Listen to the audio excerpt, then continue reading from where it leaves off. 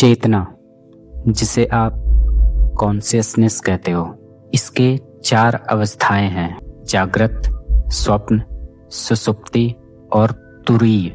ये चारों ही अवस्थाएं हैं चेतना को जानने के लिए। आज मैं आपको चेतना का पहला अवस्था बताऊंगा, जागृत अवस्था। जागृत अवस्था, चेतना की इस अवस्था में सक्रिय होता है 14 चीजें। जागृत अवस्था कहने का मतलब है जब हम जगे होते हैं तो हमारी चेतना होती कैसी है। देखिए, चेतना की इस अवस्था में सक्रिय होता है 14 चीजें। 14 में से आप ऐसे कह सकते हो कि 5 कर्मेंद्रियां और 5 ज्ञानेंद्रियां।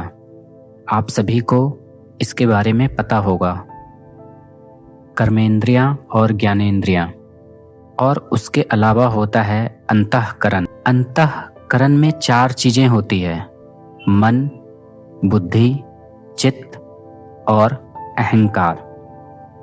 जब ये 14, 5 कर्मेंद्रियां और 5 ज्ञानेंद्रियां और 4 अंतःकरण के अवस्था, मन, बुद्धि और चित्त और अहंकार, जब ये 14 बिल्कुल सक्रिय होता है तब ये जागृत अवस्था में रहता है। जब तुम कुछ छूते हो तो कुछ अनुभव होता है ना, कान से जो सुनाई देता है, शब्द, फिर गंध, रस, रूप, रंग, ये सब इंद्रिय का विषय होता है।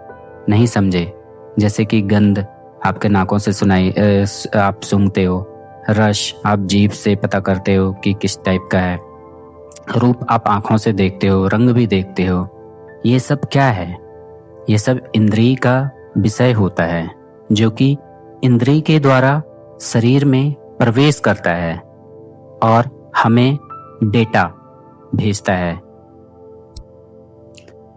जैसे कि गंध, रस, रूप, शब्द, मतलब जो भी चीज हम छू रहे हैं या देख रहे हैं या सुन रहे हैं, वह सब डेटा हमारे अंदर आया ना। और ये आया कैसे?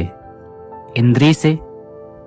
और जब यह अंदर आता है तो हमें अनुभव होता है और हम कर्म करने लग जाते हैं।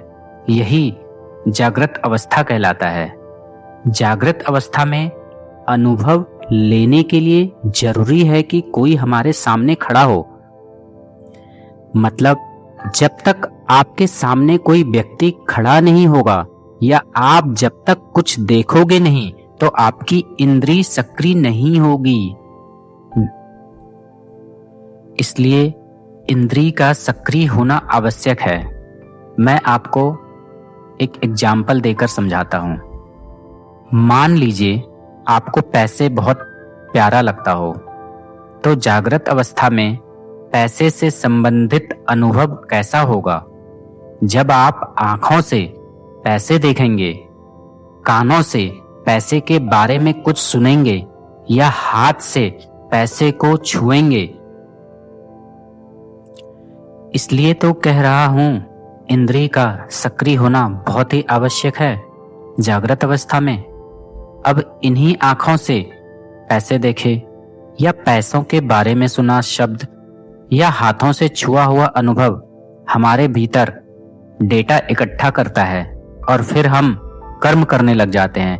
इसे ही जागृत अवस्था कहते हैं। आज मैंने आपको चेतना की पहली अवस्था बताई। अगली वीडियो में मैं आपको चेतना के दूसरे तल, स्वप्न के बारे में बताऊंगा। क्या आपने कभी स्वप्न देखा है? क्या आपको स्वप्न सच लगता है या क्यों आता है स्वप्न? सब बताऊंगा।